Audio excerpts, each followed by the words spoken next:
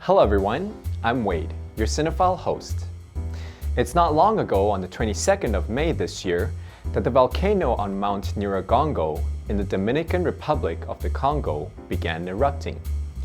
In 1995, another volcano erupted in Virunga, Congo, in the movie titled Congo, Gangguo. This film is set in the jungles of Congo, where the Virunga volcano was originally located.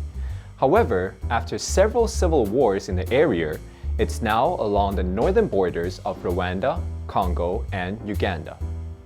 The Virunga Mountains is home to the critically endangered mountain gorillas that are listed on the Red List of Endangered Species. One storyline of the movie shows a professor seeking funds to help return a gorilla named Amy back to Africa.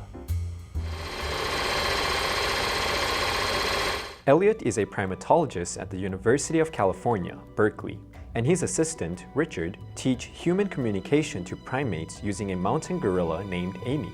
With a specialized backpack and glove, her sign language is translated to digitalized voice. Despite the success, Peter is concerned by Amy's drawings of jungles and the Eye of the Providence, and seeks funding to return Amy to Africa. But the university is reluctant. When all of a sudden, a Romanian philanthropist, Mircea Homolka, offers to fund the expedition. Now, there isn't a foundation in motion that would fund an expedition with that objective. I will pay. I will pay for Amy to go home. And who are you, sir? Herkema Homolka, formerly of Romania, free now of the chains of Ceausescu, traveling the world, doing good. A Romanian philanthropist? Herkimer Homolka. Something's voodoo. Don't look a gift horse in the mouth. I don't know. Richard, I don't think it's penetrated. We're taking Amy home. Get packed. Another central figure is Dr. Karen Ross, an employee of Travicom, who is seeking a way to fly to Congo as soon as possible because her ex-fiancé, son of Travicom CEO Charles Travis, had gone missing. And what's worse is they discovered through remote surveillance the campsite of the first expedition was completely destroyed with numerous corpses and what appears to be a savage, ape-like creature that destroys the camera. Karen learns of Peter's expedition and requests to join them. Peter refuses her request at first because Amy is protective over him. But when Homolka's credit fails to fund the journey, Peter is left with no choice but to rely on Karen's funds and allow her to join the expedition. Arriving in Africa, they land in Uganda, neighboring Zaire, where the group meets expert guide Captain Monroe Kelly, but are later arrested and interrogated by local military leader Captain Wanta. Only after Karen paid him a sizable bribe did Captain Wanta allow them to leave. You know, it's the gorilla that's going to get you across the border safely. Everybody in my country is so afraid of being seen in an American movie being cruel to a gorilla. This is the crazy world we live in. Okay, you can go. Hit the road, as they say, and have a nice day.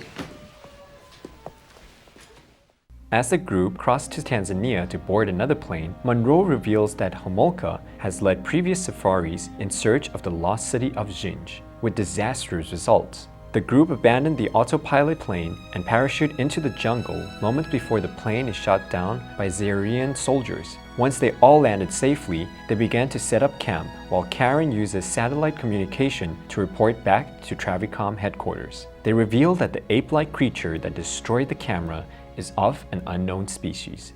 What is it? My primatologist tells me it's something new. He doesn't know what it is, but it's gorilla-like. Are you sufficiently armed? Do you have enough manpower? Yes. Good. The bad news is geothermal. You've got to hurry. That region in the Virungas is bad.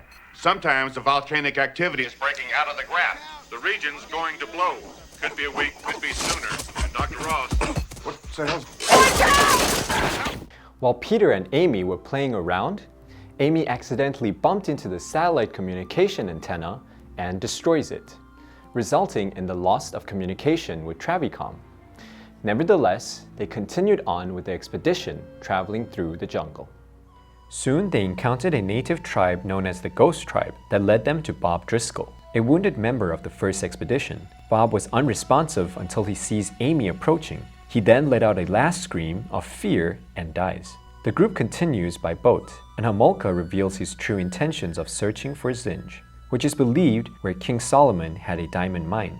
He also believed that Amy's drawings suggested she has seen the mine and can lead them to it. 3 days. We must follow the gorilla where she leads. That'll be left. My best guess off my last coordinates was this way. There you go. That'll be right. Amy, Peter, go this way. Well, I don't have her passion. I'll follow the gorilla. Amy leads the way, and they find the ruined camp in the nearby city of Zinj. While some of the members of the group explore the ruins, Richard and a couple porters are killed by a vicious gray gorilla. At night, the remaining members take shelter at the ruined camp. The killer gorillas attempted to attack again, but fortunately, they were fended off by the high-tech equipment set up to keep them at bay. Once daybreak, they find Homolka, several potters, and Amy missing. They return to the city ruins. While exploring, they find some hieroglyphics that says the city's inhabitants had bred special gray gorillas with the tendencies of violence encouraged to guard the mines and kill anyone looking to steal the diamonds. Soon, an earthquake is caused due to the volcano, and the ground began to crumble, causing them to fall to the level below, where they reunite with Homolka. Homolka informs the group that he has interpreted the hieroglyphics. And those hieroglyphics we saw inscribed everywhere, I have translated them. What do they say? We are watching you. It's not for long they discover the diamond mine. Without hesitation, Homolka begins to collect the diamonds. At the same time, a troop of gray gorillas emerge, and Homolka is cornered and killed. Monroe, Karen, and Peter escape deep into the mines, hoping for a way out. They stumble onto the dead bodies of Jeffrey and Charles, with Charles still holding onto a giant blue diamond in his hand. Peter gets into trouble when he finds himself surrounded by a group of gray gorillas. That's when Amy showed up to his rescue. While Karen fits the diamond into a portable laser device to form a laser gun, with which she kills the gray gorillas and opens a way of escape for them. All the while, the volcano begins to erupt, and the four escape as the city floods with lava, killing the gorillas. Once they were safe, Karen was able to reconnect and contact Travis on their findings. When she realized that Travis was less concerned about his son's death, but more about the diamond, she uses the laser and destroys the Travicom satellite. What would happen to the satellite if I put its phone number in this laser and pull the trigger? The chip from the transmitter's got the satellite's number, doesn't it? That laser takes a 12,000 channel chip. If you put all that power through that diamond, turn!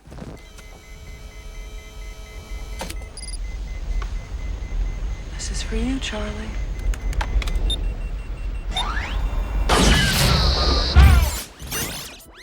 In the nearby wreckage of another one of Travis's expedition cargo plane they had found earlier, they find a hot air balloon and prepare to leave. Peter sees Amy has found a home with a family of gorillas and bid her goodbye.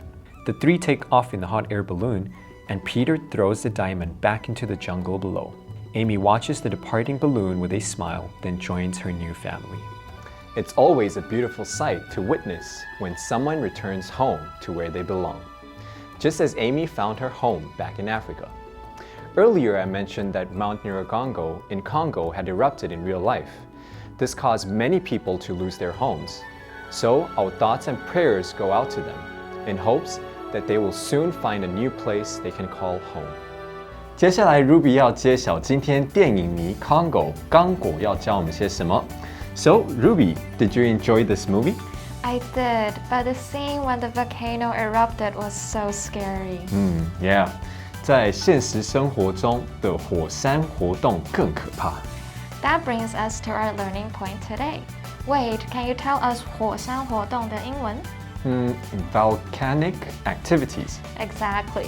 有没有注意到 volcanic 就是火山 volcano 变化而来的呢？真的耶！把字尾 o 拿掉，加上了 ic。Yep， 原本的名词就变成形容词了。你还可以想到其他例子吗哎，想到 energy 能量跟 energetic 有能量的。Great example. And how do I change icon 名词 to adjective? Oh, that's easy. Iconic, just like my hairstyle. And politics 名词 to 形容词。Politic, wait. That was a trick question.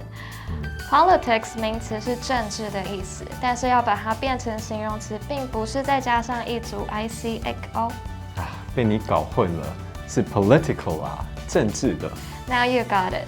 很多 ic 结尾的字都是加上 al 变成形容词的，像是 ethic ethical, clinic clinical, magic magical。那大家要注意哦，不要像我一样被 Ruby 搞混了。Well, for now, I am Wade. I'm Ruby. I hope you have learned something useful in this episode of Cinephile as I did. You can find more on the FUNDAY website. Let's make every day a fun day. What are you talking about? There is no time. Once we let on what's happened, Zaire will shut the border. By the time the investigation's over... Are you human? I'd be human later. You hire people when you get down there. Good people. No, never mind. I'll have some waiting. And find out what happened to Charles. Tell me you love your son. I do. And that's why you're sending me. It is. All right. But if I have one moment when I think otherwise, I will make you sorry. That's a promise.